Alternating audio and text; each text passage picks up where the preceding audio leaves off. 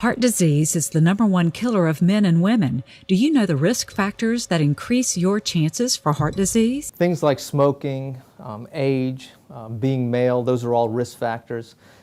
Things like high cholesterol, that's another risk factor for heart disease. Growing up in central Louisiana, I know that we love to eat, and so a lot of the foods we eat are high in cholesterol, so that puts us at particular risk. A family history of heart disease, and a first-degree relative, mom, dad, brothers and sisters, if those folks have had heart trouble early on in life, and by early on I mean under the age of around 60, that puts you at risk if those folks are related to you. Many of the factors that increase your risk for heart disease are in your control. Prevention of heart disease is primarily centered around control of blood pressure, control of cholesterol. I think part of both of those things is a healthy lifestyle, staying active. The American Heart Association recommends about 30 minutes of activity every day.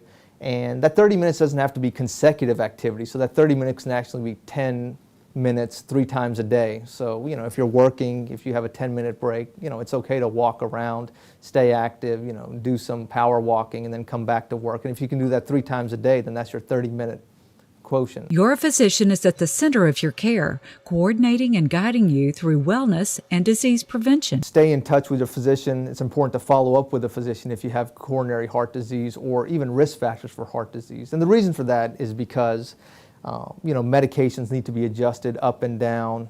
Blood work needs to be followed. If you've been starting on cholesterol medicine, is that really affecting your cholesterol? Is that decreasing your risk for having heart disease?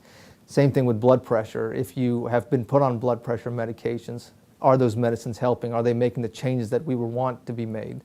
And so because of that, I think frequent follow-up is important. I see my heart patients at least once a year, usually twice a year if they've had things like stents and bypass surgeries. For more information on this topic or to schedule an appointment with Dr. Vik Nijjar, call CENLA Heart Specialists, 448-1041. The Medical Minute is brought to you in part by Christus St. Francis Cabrini Hospital.